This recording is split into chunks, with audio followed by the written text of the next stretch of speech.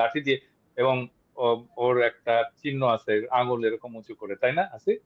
জি জি হ্যাঁ, জি হাত হাত কিন্তু ও আঙুল উঁচু করে আছে, মানে একটা সাইন দিচ্ছে, তার বিজয়ের চিহ্ন সে কিন্তু দিয়ে যাচ্ছে। হ্যাঁ, তার শাহাদাতের চিহ্ন। বিশ্বাস অনুসারে, তার ধর্ম বিশ্বাস অনুসারে সে শাহাদাতের চিহ্ন দিয়ে দিচ্ছে। তো এরকম ছেলে যদি থাকতো, আসিফরা যদি থাকতো আজকে উপদেষ্টা পরিষদে, আজকের চেহারা অন্যরকম হতো। এই সরকারটা মূলত যাদেরকে নেওয়া হচ্ছে তারা এনজিও সেন্ট্রিক। এখন এনজিও চালানো আর জনগণের নেতৃত্ব দেওয়ার ভিতরে আকাশ পাতাল পার্থক্য আছে।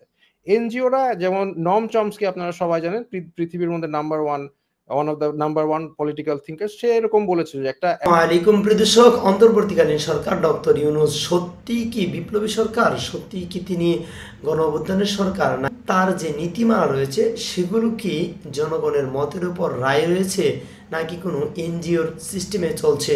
এই যে বৈষম্য বিরোধী আন্দোলনে অসংখ্য ছাত্র জনতা আহত হয়ে হাসপাতালের বেডে পড়ে রয়েছেন, তাদেরকে কেন এই অন্তর্বর্তীকালীন সরকার থেকে কোনো অনুদান বা কোনো কিছু করা হচ্ছে না? কৃষক এ নিয়ে গুরুত্বপূর্ণ আলোচনা করেছেন পিনাকি ভট্টাচার্য, সাংবাদিক ইলিয়াস এবং আসিফ মাহতাব। কৃষক, চলুন আমরা তাদের আলোচনা শুনবো, তারপরে থাকছে বিস্তারিত।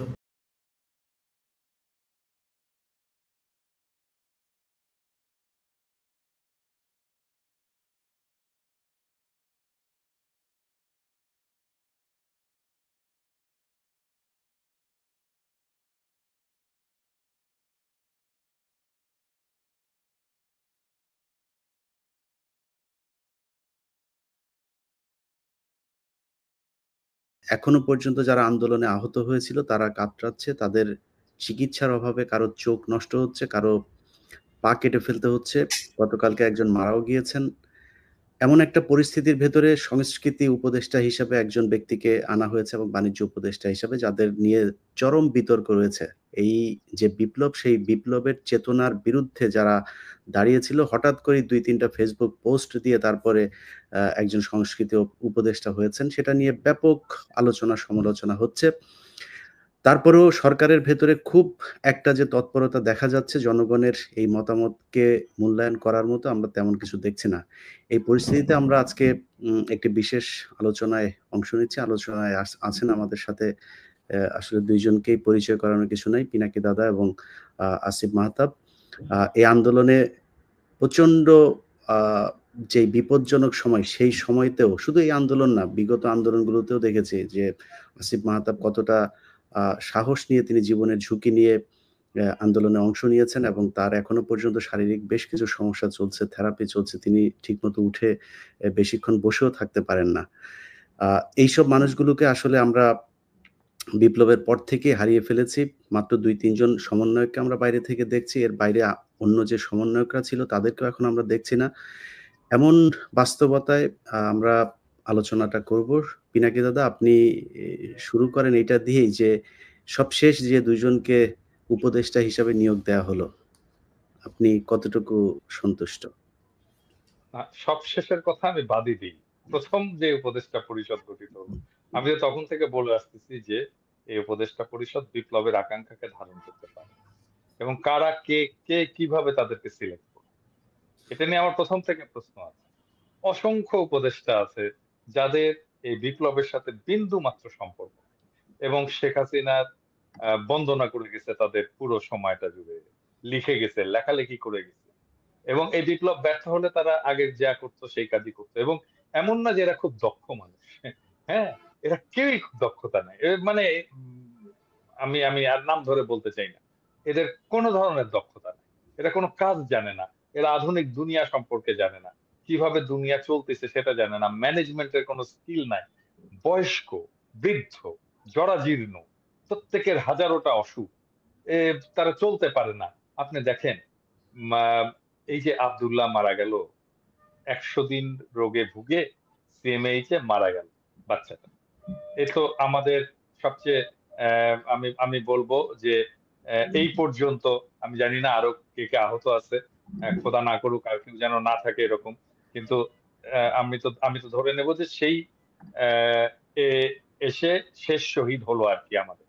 তো এখন এই যে ছেলেটা মারা গেল, বাচ্চাটা মারা গেল, এই যে সরকার গঠিত হয়েছে, এই সরকারের উপদেষ্টাদের কি উচিত ছিল না একবার একটু যে মৃতদেহটা দেখে আসা, ডেড বডিটা দেখে আসা, জানাজায় অংশ নেওয়া? কেউ গেছে? এতগুলো উপদেষ্টা আছে, একজন গেছে?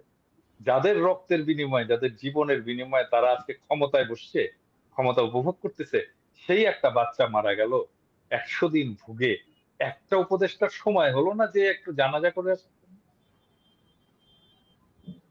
মানে এরা এরা এরা কোন নৈতিকতায় সরকারের চেয়ারগুলোতে বসে আছে?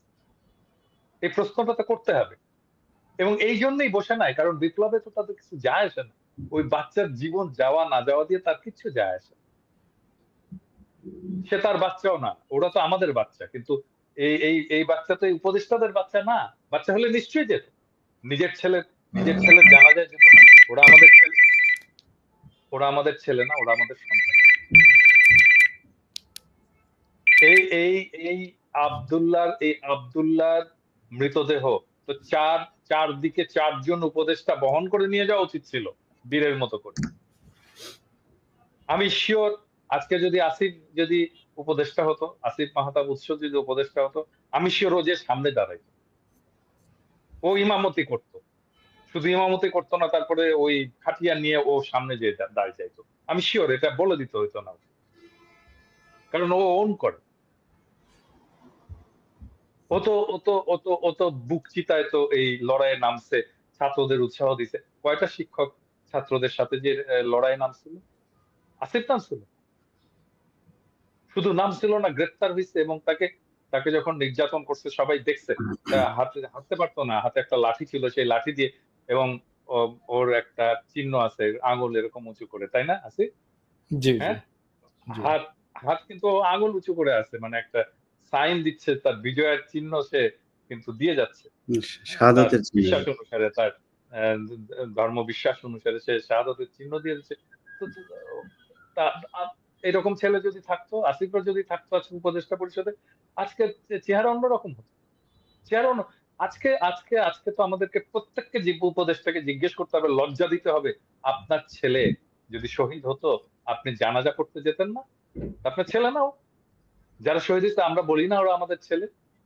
যারা আহত হয়েছে আমরা বলি না ওরা আমাদের ছেলে, বাচ্চা আমাদের? আপনি যেতেন না? এই তো উপদেষ্টা আমাদের। বাচ্চারা রক্ত দিল, আর এই বুড়া হাবড়া, আমি বলি বুড়া খাটাস, এই বুড়া খাটাস গুলো যে ক্ষমতা উপভোগ। না, কালকে রাতে যখন দেখেন, রাতে আসিফ নজরুলের বক্তব্যটা আমি শুনলাম, সেই বক্তব্যের ভেতরে তিনি বলছেন যে ডিসেম্বরের মধ্যে সবকিছু ঠিক হয়ে যাবে। মানে এটা নভেম্বর চলছে, ডিসেম্বর, তার মানে 1 মাস তাদের সময় লাগবে এটা নিয়ে কোনো একটা সিদ্ধান্তে পৌঁছাতে। তো কালকে কোনটা নিয়ে? হাসপাতালে, পঙ্গু হাসপাতালের সামনে গিয়েছিলেন তিনি রাতে, যখন আমি চিকিৎসা নিয়ে। চিকিৎসা নিয়ে আমি আপনাকে ইলিয়াস, আমি আপনাকে আজকে বলতেছি, আপনি লিখে রাখতে পারেন, কিচ্ছু করতে পারবেন, ওরা জানেই না। আমাকে তো এই বাচ্চারা প্রত্যেকদিন ফোন করে, কেউ না কেউ ফোন করে, এবং আমি ওদের ফোন ধরি, কথা বলি, দীর্ঘ সময় ফোন করে কথা বলে, ওরা কান্নাকাটি করে, আমিও কিছু কান্নাকাটি করি, এবং আমি তো ওদের প্রবলেমটা বুঝি। এই পুরো উপদেষ্টা পরিষদ কেউ জানে না ওদের প্রবলেমটা আসলে, কেউ জানে না। আমি বলতেছি ওরা কেউ জানে না, কথা বলেনি ওদের সাথে, ওদের সমস্যাটা কি জানে না। বললেই হলো 1 মাসের মধ্যে সলভ করবে, জীবনেও পারবে না ওরা কিছু। আমি আজকে লিখে দিতে পারি, যদি কিছু করতে পারে আমি কান কেটে দিব, কুত্তায় খাও, আমি কান কেটে দিয়ে দিব, কুত্তায় খাওয়াবে। না, সে করার জন্য করবে না করবে সেটা তো পরে, মানে করার জন্য ডিসেম্বর পর্যন্ত সময় ওনাদের কেন লাগবে? মানে এই সময়টাতে ডিসেম্বরে পারবে না ইলিয়াস, ডিসেম্বরে ওরা পারবে না, ওরা কিচ্ছু করতে পারবে না, কারণ ওরা জানেই না প্রবলেমটা কোথায়। না, আপনি একজন চিকিৎসক, আপনি জানেন যে যতটা সময় পার হবে একজন চোখের যে সমস্যাটা, পায়ের সমস্যাগুলো, এগুলোর যত সময় পার হবে তত তার ওইটার বিপজ্জনক অবস্থায় যাবে, এবং সেটা ইলিয়াস আপনি জানেন, আসিফও জানে, আমি 5ই অক্টোবর আমি বলছিলাম যে চিকিৎসার জন্য কি করতে হবে, এবং আমি নিজেকে ভলান্টিয়ার করছিলাম যে আমি এটা ভলান্টিয়ার করব। আমি এই একটা পরিকল্পনা করছিলাম, ওয়ান স্টপ একটা সার্ভিস সেন্টার করা হবে, যেখানে সমস্ত আহতরা আসবে, তাদের চিকিৎসা শুধু হবে না, তাদের সাইকোথেরাপি হবে, কাউন্সেলিং হবে, এবং ফাইনালি তাদেরকে পুনর্বাসন করা হবে। আমি 5ই অক্টোবর একটা পরিকল্পনা দিচ্ছি।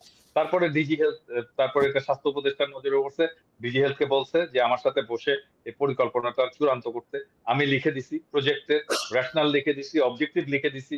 তারপরে তাদের আসার কথা ছিল, কেউ আসেন। আমি কিন্তু আমি কিন্তু স্বাস্থ্য উপদেষ্টাকে বলছি যে টাকার কথা চিন্তা করুন না আপা, আমি টাকা জোগাড় করে দিই।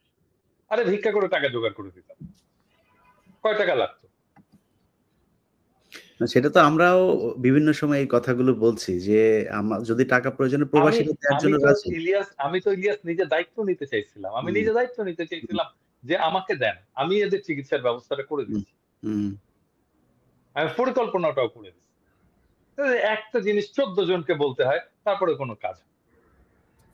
যে আসিফ মাহতাব, আপনি আন্দোলনের একেবারে শুরু থেকেই ছিলেন। জি। যদিও আন্দোলন শেষ হবার পরে আর আপনাকে আমরা দেখছি না। আপনি সিনের বাইরে চলে গিয়েছেন বা আপনাকে বাইরে রাখা হয়েছে। তো এই যে আপনি সিনের বাইরে চলে আসলেন বা যারা আজকে এখানে উপদেষ্টা মণ্ডলীতে আছে, পিনাকিদা যেটা বলছিলেন, আমি বিশ্বাস করেন আমাকে এখন যদি জিজ্ঞেস করেন যে সব কয়জন উপদেষ্টার নাম বলতে আমি চিনিও না। নামও জানি না, মনে হয় ৩-৪ জনের নাম বলতে পারবো। এর বাইরে সবাইকে চিনিও না আমি। এবং চেনার প্রয়োজনও মনে করি না বা তারা চিনাইতেও চান না। যখন আপনার ইন্টারেকশন হবে, একটা কাজ নিয়ে আপনি কাজ করবেন, বিভিন্ন বিষয় নিয়ে, যেমন আওয়ামী লীগের একজন মন্ত্রী, সে স্বরাষ্ট্রমন্ত্রী ছিল, স্বরাষ্ট্র মন্ত্রণালয়ে সে বিভিন্ন কাজ করত। মানে ভালো খারাপ সেটা পরের কথা। সে করত যে কারণে আমরা দেখতাম। মানে উনারা কোথাওই নাই। মানে উনারা করেন কি আসলে? মানে উনারা কি সারাদিন ঘুমান না কি করেন এটাও আমরা জানি না। তো এই যে আপনি বাইরে চলে গেলেন, মানে আপনি কি এমনিতেই বাইরে আছেন নাকি আপনার সাথে কি এই যে সরকার, একটা বিপ্লবী সরকার আমরা যেটাকে নাম দিয়েছি, সেই সরকারের পক্ষ থেকে কোনো ধরনের যোগাযোগ করা হয় কিনা বা কোনো ধরনের নীতি নির্ধারণী পর্যায় থেকে আপনার সাথে কোনো বক্তব্য নেওয়া হয়েছে কিনা এখন পর্যন্ত? এখানে কিছু বিষয় আমি ফার্স্টে ক্লিয়ার করতে চাচ্ছি। সেটা ১ নাম্বার বিষয় হচ্ছে যে বিপ্লবী সরকারের ডেফিনিশনটা কি আসলে? বিপ্লবী সরকারের মধ্যে তো যারা একটা বিপ্লবী আদর্শ থাকা লাগবে। তা এটা গণ-অভ্যুত্থানে আমাদের কোনো ক্লিয়ার বিপ্লবী আদর্শ নাই। ফর এক্সাম্পল, আমার আদর্শ obviously I was inspired by my religion, যেটা আমাকে অনেক ইন্সপায়ার করেছে বিপ্লবে যোগ দেওয়ার জন্য। নীতি নৈতিকতা ওখান থেকেই আসছে। বাট অনেকের এখান থেকে আসে নাই। সো বিপ্লবী সরকার যদি গঠন করতে হতো, তো বিপ্লবী সরকার তো হয় বিপ্লবী দিয়ে। আপনি বিপ্লবের মধ্যে যারা ডিরেক্টলি ইনভলভ না, তাদেরকে নিয়ে যদি আপনি বিপ্লবী সরকার গঠন করেন, সেটা কিভাবে বিপ্লবী সরকার হয়? এখন বিষয়টা হচ্ছে যে আমাকে কোনোভাবে তারা কোনো কন্ট্যাক্ট করে নাই, অ্যাজ ইফ আমার এখানে কোনো কন্ট্রিবিউশন নাই। যেখানে ইটস ওকে, মানে আই ডোন্ট পার্সোনালি কেয়ার। আমি বাংলাদেশের এই সব, আপনারা জানেন, আপনারা রিপোর্টার, আপনারা জানেন যে আমি বাংলাদেশের একদম ফার্স্টের থেকেই এই আন্দোলন, শুধু এটা না, আমি বাংলাদেশের প্রথম প্রাইভেট ইউনিভার্সিটি রাস্তায় নামায় রোড ব্লক করা, সেটা আমিই ফার্স্টে করি। ইট ওয়াজ মাই প্ল্যান।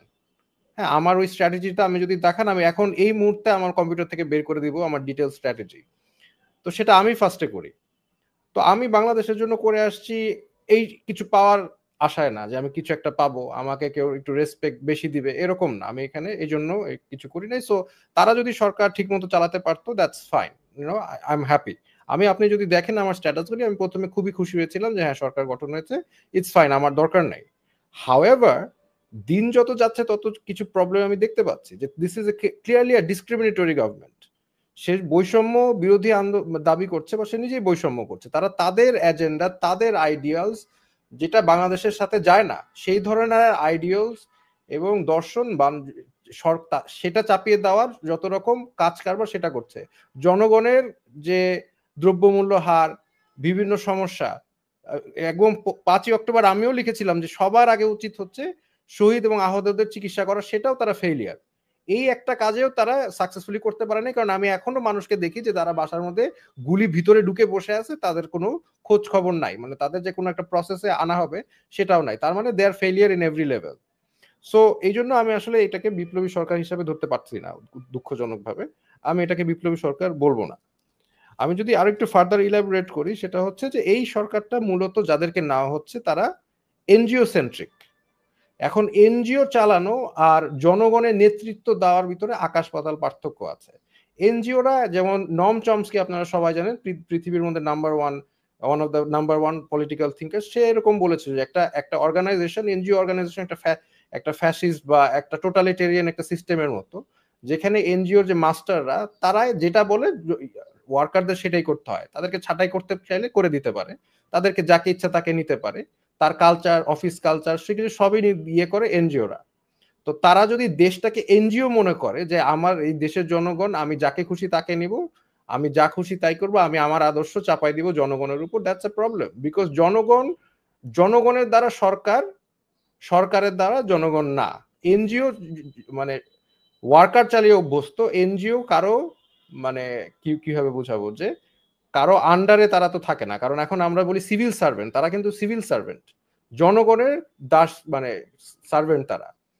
তো তারা এইভাবে ট্রিট করছে না, তারা আমাদের উপর বলে দিচ্ছে যে এই যে আমরা এই লোকটাকে নিলাম। ওয়েল, আপনি নিলেন কেন? আপনি কাকে জিজ্ঞেস করে নিলেন? কি প্রসেসে নিলেন? আপনি বললেন হয়ে গেল? হ্যাঁ, এই তার মানে কি আপনারা কি আমার মাস্টার নাকি? You work for me, I don't work for you. না, এখানে খালি এটাই না, আরো কিছু জিনিস দেখছি যে ধরেন প্রথম আলো এবং ডেইলি স্টার, আমরা যে এইটা সবচাইতে বেশি গুরুত্ব সহকারে দেখছি যে যারা যারা প্রথম আলোর হয়ে কাজ করতো, ডেইলি স্টারের হয়ে কাজ করতো, তারা এখানে আসছে। আপনি যদি এই আকিজ গ্রুপের কথাই বলেন, তারা শ্রেষ্ঠ সম্ভবত একটা অ্যাওয়ার্ড পেয়েছিল কয়দিন আগে ডেইলি স্টারে, best business person of the year. হ্যাঁ, তারপরে ফারুকি হওয়ার পর থেকে সারা দেশের মানুষ যখন কিনা তার বিরুদ্ধে তাকে নিয়ে সমালোচনা করছে, হাস্যকর মনে করছেন, 8 পাস একজন ব্যক্তি আমাদের উপদেষ্টা, যিনি কিনা সার্বক্ষণিক গাঁজায় মত্ত থাকতেন এই সবিরহাটের এইখানে, এরপরে রিহাব খেটেছেন যিনি, যার বিরুদ্ধে মানে বিকৃত যৌনাচারের অভিযোগ আছে, এমন একজন বিকৃত মনা, প্রচন্ড রকমের ইসলাম বিদ্বেষী একজন মানুষকে এখানে দেওয়া হয়েছে। প্রথম আলো প্রতি ঘন্টায় ঘন্টায় তার পক্ষে নিউজ করছেন। এছাড়া আমরা যখন কিনা পিনাকিদা ডেইলি স্টার নিয়ে কথা বলছেন, আমি প্রথম আলো নিয়ে কথা বলছি, আমরা মানে এদের বিরুদ্ধে যখন এই যে একটা বিশাল ভারতের যেই হেজিমনি, তাদের বিরুদ্ধে যখন কথা বলছি, তখন আমরা দেখছি যে আসিফ নজরুল, তারপরে রেজওয়ানা, এরপরে প্রধানমন্ত্রীর প্রেস সচিব যিনি আছেন শফিক, আমি ওনাকে আসলে উনি শফিকুল আলম, উনি যে আসলে এই 15 বছর কোথায় ছিলেন আমি জানি না। তো হঠাৎ করে এসে ওনারা এত বড় দেশপ্রেমিক হয়ে গেলেন, এত বিপ্লবী সরকারের পার্ট হয়ে গেলেন। এখন এই প্রথম আলো আর ডেইলি স্টার থেকে আসলে দাদা আপনি তো বলছেনই বেশ কদিন ধরে, এখান থেকে মানে মানুষকে বের করব কিভাবে, বা মানুষকে সেটা মানে মানুষ তো বুঝতেই পারছেন যে তারা যে প্রথম আলো এবং ডেইলি স্টার যে সরকারকে কিভাবে প্রভাবিত করছেন, কিন্তু আমরা সরকারকে কিভাবে প্রভাবিত করব, বা সরকার জনগণ দ্বারা কবে কিভাবে প্রভাবিত হবে? প্রফেসর ইউনূসের সরকারের কথা বলতেছেন? হ্যাঁ, প্রফেসর ইউনূসের সরকার প্রভাবিত হবে না। হ্যাঁ, প্রভাবিত হবে না, কারণ তারা যেটা মনে করে সেটাই তারা করবে। হ্যাঁ, এবং তারা বলেন আমাদের ভুল হলে ধরায় দেবেন, আমরা সংশোধন করব। একটা বলছেন, একটা জায়গায় দেখছেন ভুল সংশোধন করছে? একটা জায়গায় একটা দেখান তো যে ভুল ধরায় দেওয়া হয়েছে, সংশোধন করছে। সেদিন দেখলাম, আর পরশুদিন দেখলাম কোন একজন ভদ্রলোক লিখছেন যে আপনারা তো বলেন যে ভুল হয়েছে, ভুল ধরায় দিলে সংশোধন করবেন। ধরায় দিলাম, ফারুকির নিয়োগটা ভুল হয়েছে, এখন সংশোধন করে। হ্যাঁ, তারা কখনো কোনো ভুল তারা সংশোধন করে কখনো, এবং তারা যেটা মনে করছে সেটাকেই প্রতিষ্ঠা করার চেষ্টা করে গেছে গায়ের জোরে। হাসিনা যেভাবে করতো ওরা সেভাবে করে, একই জিনিস। মানে হাসিনারও ভোট লাগতো না, এটাও তো ভোটের সরকার না, তো এরাও মনে করতেছে যে আমরা আরেকটা হাসিনা হয়ে গেছি, ক্ষমতায় গেছি আমরা আরেকটা হাসিনা। রাইট। কোনোদিন আমরা যতগুলো প্রশ্ন তুলছি, উত্থাপন করছি, কোনোটার জবাব পাইছে? কেউ পাইছে? একজনকে দেখান যে ঠিক আছে আমাকে কথা বাদই দেন, আমরা না হয় 2 পয়সার ইউটিউবার। অন্য তো অনেকে অনেক প্রশ্ন তুলছে, তাই না? অনেক সিনিয়র লোক, অনেক রেসপেক্টেড লোকেরা অনেক প্রশ্ন তুলছে। ফরাদ মাজার প্রশ্ন তুলছে, সলিমুল্লাহ খান প্রশ্ন তুলছেন, তাই না? ওরা তো রেসপেক্টেড মানুষ, একাডেমিশিয়ান। তাদের কোনো জবাব দেওয়া হয়েছে? হয়নি। কখনোই এরা আমাদের কোনো কথা শুনবে না, কখনোই শুনবে না, আনলেস আপনি এদেরকে বাধ্য করতে পারেন। মানে ধরেন এই ফারুকি যদি পচা ডিম খায় এখন বাইরে গেলেই, তাহলে ওর মাথার টনক নড়বে, প্রফেসর ইউনূসের টনক নড়বে, আরে আমাদের উপদেষ্টাগুলো তো পচা ডিম খাইতেছে, হ্যাঁ, পচা টমেটো খাইতেছে, তখন ওদের টনক নড়বে যে না, লজ্জা তো দাদা ধরেন ওই যে আমাদের গ্রামের একটা কথা আছে না যে একজনকে বিচারে জুতা দিয়ে পিটাইছে, পেটানোর পরে বলছে যে আমার জুতা দিয়ে পিটাইছে, মান সম্মান আছে, যদি আরেকজনের জুতা দিয়ে পেটাইতো তাইলে কি অবস্থা হতো? আপনি ফারুকীরে যে ডিম পচা যে মারবেন, মানে ওকে আসলে ও সোশ্যাল মিডিয়ায় দেখে না কি হচ্ছে ওরে নিয়ে, এরপরেও লজ্জা হয় না? ওরে ডিম জুতা টুতা খাইলেও লজ্জা হবে কিনা সেটা আসলে না হবে না তো, হবে না তো। আচ্ছা আজকে একটা ইন্টারাপ্ট করি, আজকে খুবই একটা ইন্টারেস্টিং জিনিস দেখলাম আমি, কিন্তু ওনার ফেসবুকে যেই ফেসবুকে উনি আজকে স্ট্যাটাস দিল যে ওনার ব্যাপারে যেগুলো পোস্ট দেওয়া হচ্ছে তার অনেকগুলোই মিথ্যা। এখন ওনার প্রোফাইল থেকে আমি নিজে যেই প্রোফাইলে উনি এই পোস্টটা দিয়েছে সেই প্রোফাইলে আমি নিজে উনি যে এলজি এগুলো সাপোর্ট করে, সমকামিতা সমর্থন করে, এগুলি যে পোস্ট সেটা আমি নিজে স্ক্রিনশট নিয়েছি, আজকে যে দেখি নাই, তার মানে উনি ডিলিট করেছেন। উনি যদি এতই সব যদি মিথ্যাচার হয় তাহলে উনি ডিলিট করলো কেন ওনার পোস্ট? ওটা তো আমি নিজে করেছি কাজটা। সো ডিলিট করে তো লাভ নেই, এগুলো তো এখন সবার হাতে হাতে চলে গিয়েছে, সে ডিলিট করলেই হবে? সে তো সে বোয়া, এবং তার যে সিনেমা নাটকগুলো আছে সেগুলো সে ডিলিট করবে কিভাবে? আমি আজকে কথা বলছিলাম বুঝছেন একজনের সাথে, তারা তার একটা নাটক আছে, নাটকের নাম হচ্ছে, আমি নামটা ভুলে গেছি, এই যে দেশাত্মবোধক গানের একটা কথা আছে ওই গানের নামে, সেটাতে জামাত ইসলামের আপনার গোলাম আজম টাজম এদেরকে নিয়ে কটাক্ষ করে করা আছে। তিনি করছিলেন, বাইরে ছিলেন, বাইরে থেকে সেটে গিয়েছেন, সেটে যাওয়ার পরে একটা শুটিং হয়েছে, ওইখানে শুটিংটা ছিল হচ্ছে মিছিল করবে, জামাত ইসলামের একটা মিটিং হবে, গোলাম আজমের সামনে গোলাম আজম, যে গোলাম আজমের চরিত্রে অভিনয় করছে তাকে সামনে রেখে পেছনে একটা হবে। তো সেই মিছিলটা উনি আবার যেহেতু ডিরেক্টর সেটে এসে তারপরে ওই মনিটরে দেখছেন ফুটেজগুলো কি হলো, সেই ফুটেজ দেখার পরে ইচ্ছা মতো গালাগালি, এবং ওর সেটে নাকি প্রচন্ড রকমের গালাগাল করা হয়, এটাও প্রমোট করে, মানে খামোখায় একজনকে ধরেন আমরা বলি না এই ভাই এদিকে আয়, উনি নাকি ওইখানে একটা খারাপ ভাষায় গালি দিয়ে তাকে ডাক দেয়, এটা ওর নর্মাল একটা জিনিস। সেখানে সে গালাগালি শুরু করছে যে এই শুটিং আবার করতে হবে, মিছিলটা আবার করাইতে হবে। কেন? বলছে মিছিলে সবার মাথায় টুপি দেয়া লাগবে। টুপি নাই কেন? বুঝছেন? মানে এই টুপি আর দাড়ি ওর বিভিন্ন সিনেমাগুলোতে যে এই যে এটা করা হয়েছে, এবং নিজেরও তো দাঁড়িয়ে আছে, নিজেরও মাথায় টুপি আছে, নিজেও তো দাঁড়িয়ে আছে, অন্য টুপি। হ্যাঁ, যাই হোক। তো এগুলো করে সে এগুলো তো আর সরাইতে পারবে না, তার ফেসবুক পোস্ট সরায় তো লাভ নাই। না, উনি কালচারের উপদেষ্টা, এটা কিন্তু একটা সিরিয়াস ইস্যু, কারণ উনি কালচার মানে ডিভাইস করবেন, আমাদের কি কালচার দ্বারা দেশ শাসিত হবে বা দেশের কালচারটা কি হবে সেটা উনি নির্ধারণ করবেন, উনি পলিসি মেক করবেন, উনি ওখানে পুশ করবেন। তো এখন উনি কি আমাদের দেশের কালচারের রিপ্রেজেন্ট করে? আর যদি করে থাকে তাহলে গভর্নমেন্ট আমাকে এটা দেখাক যে কিভাবে তাকে নিয়োগ করা হলো বা কিভাবে উনি আমাদের কালচার রিপ্রেজেন্ট করে, মানে এটার অ্যানসারটা কি? বিএনপির একটা অংশ তাকে সাপোর্ট করতেছে। হ্যাঁ, এবং যুক্তি হচ্ছে যে সে এই হাসিনার শাসনের যে ন্যারেটিভ, হ্যাঁ, সেটা তৈরি করবে, যেটা দেখে হাসিনার শাসনের বিরুদ্ধে ঘৃণা উৎপাদন হবে। আরে বেটা, এই শেখ মুজিবের শাসন, হাসিনার শাসনের বিরুদ্ধে ন্যারেটিভ কারা তৈরি করছে এতদিন ধরে? কারা তৈরি করছে? ফারুকই তৈরি করছে। ও করতে পারবে ন্যারেটিভ কিভাবে তৈরি করতে জানে? জিন্দেগিতে করতে পারবে একটা পলিটিক্যাল ন্যারেটিভ তৈরি? আমাদেরকেই করতে হবে এই ন্যারেটিভ তৈরি। উনি করুক, উনি ওনার জায়গা থেকে করুক, কিন্তু উপদেষ্টা, কালচারাল উপদেষ্টা, উনি কালচার নির্ধারণ করবে সেটা তো না। আমাদের কালচার তো শুধু অ্যান্টি শেখ হাসিনা না, আমাদের কালচার তো আরো মানে বড় একটা বিষয়, তাই না? Just anti Sheikh Hasina narrative উনি ওনার জায়গা থেকে করুক না, উনি নাটক সিনেমা বানাচ্ছে ওখানে, ওগুলো ওইটাও পারবে না, ওইটাও পারবে না। অ্যান্টি শেখ হাসিনা ন্যারেটিভ, ফ্যাসিবাদের বিরুদ্ধে ন্যারেটিভ ও তৈরি করতে পারবে না। এটা তো একটা স্কিল লাগে, স্পেসিফিক স্কিল লাগে। ওটা লিখুক তো, একটা উপন্যাস লিখুক তো। না, ওর বেশিরভাগ নাটকগুলোই নাকি আপনার ওই আরেকজনের নাটকই করে নেয়, এবং এটা নিয়ে তার সাথে বেশ কয়েকজন তার জুনিয়র পরিচালক যারা আছে তাদের সাথে সে বিট্রে করেছে, যে কারণে মিডিয়াতে সবাই এই বিষয়গুলো জানে। এবং একটা হচ্ছে পিক পকেট, তার একটা আছে, আরেকটা হলো শনিবারের বিকেল। এই শনিবারের বিকেলে সে হচ্ছে ওই যে হোলি আর্টিজান নিয়ে আপনার হ্যাঁ, বাংলাদেশে কিন্তু ওইটা আপনার মুক্তি পায় নাই, অথচ সেটা ইন্ডিয়াতে মুক্তি পেয়েছে, বুঝছেন? মানে এটার পুরো প্রযোজনা, টাকা পয়সা, ফান্ডিং যা সব সে ভারত থেকে পেয়েছে। সো আমরা সরাসরি এমন একজন মানুষকে আমাদের সংস্কৃতির দায়িত্ব দিয়েছি যিনি কিনা ভারতের হয়ে কাজ করেন, প্রথম আলো, ডেইলি স্টারের এজেন্ডা বাস্তবায়ন করেন। ইন্ডিয়ান নায়ক নায়িকা ছাড়া তার সিনেমা তো হয় না। হ্যাঁ, এবং তার তার ই তাই হওয়ার না? পরে দাদা আপনি একটা লক্ষ্য একটা করছেন? নায়িকা লাগবে, একটা নায়ক লাগবে। হ্যাঁ, তো আমি জানি না এটা হইতে পারে যে বুঝছো? ওই যে আমি তো বলছিলাম আসিফ নজরুল আপনারে আমি ধরবো না যদি এরপরে উপদেষ্টা একজন ইন্ডিয়ান নায়িকা নিয়ে আসেন।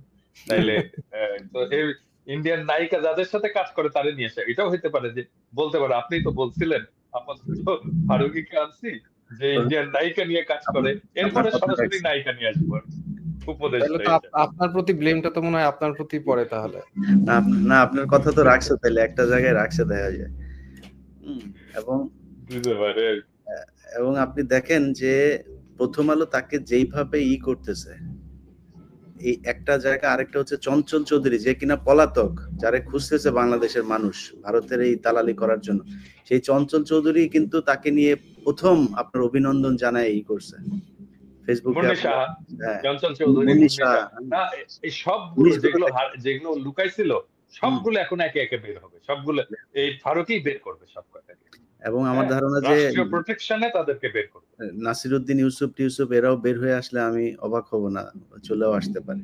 না, বের হবে। রামেন্দ্র মজুমদার বের হবে। হ্যাঁ, আসিফ ভাই, আপনি তো মানে আসলে আমরা তো বাইরে ছিলাম, আমাদের জীবনের উপর দিয়ে ঝুঁকির সুযোগটা খুব একটু কম থাকলেও আমরাও যে কোনো সময় যে পরিস্থিতি দেশে এখন, আসলে দেশের বাইরে যারা এখনো আছে এখনো পর্যন্ত তাদেরকেই ম্যানেজ করতে পারছে না। এছাড়া আপনি দেখেন ফারুকিরে নিয়ে কিন্তু বাংলাদেশের কোনো গণমাধ্যম শুনছিলেন তাদের আলোচনাটি এবং বুঝতে পেরেছেন যে এই সরকার আসলেও কিভাবে রাষ্ট্রটি পরিচালনা করছেন এবং তাদের মধ্যে যে উপদেষ্টা রয়েছে তারা আসলেও কোন কাজগুলো করছে এবং কি সংস্কার করছে এটিগুলো ইতিমধ্যে বুঝতে পারছেন। আমি এখানে যেটি বলবো, এই অন্তর্বর্তীকালীন সরকারের উপদেষ্টা যারা রয়েছেন প্রথমত তারা আসলেও আসিফ ভাই যে কথাটি বলেছেন যে তারা আসলে এনজিও সরকার হওয়াতে তারা আসলে যে জনগণের যে একটি মত রয়েছে এবং গণতন্ত্রের যে একটি আস্থা বা বিশ্বাস রয়েছে, একটি নীতিমালা রয়েছে, সেটি কিন্তু তারা বুঝে উঠছেন না এবং বুঝতেও পারছেন না এবং তারা কিন্তু রাষ্ট্রটি তাদের একটি ব্যাংকে পরিণত করেছেন, অর্থাৎ একটি সংস্থার মতো করেছেন। কোনো এনজিওতে যেভাবে কোনো কিছু করা হয় বা তাদের ভিতরে যে পরিচালনা করা হয় এনজিও যেভাবে, ঠিক তেমনিভাবে কিন্তু তারা করছেন। তবে এভাবে কোনো গণতন্ত্র রাষ্ট্র চলতে পারে না।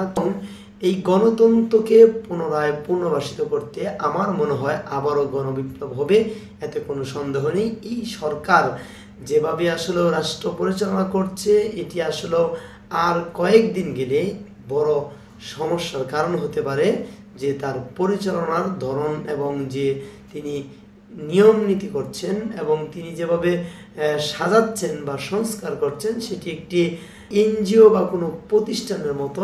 প্রিয় এ বিষয় নিয়ে আপনার অবশ্যই মতামত রয়েছে, তাই আমাদের কমেন্ট বক্সে কমেন্ট করে জানাবেন।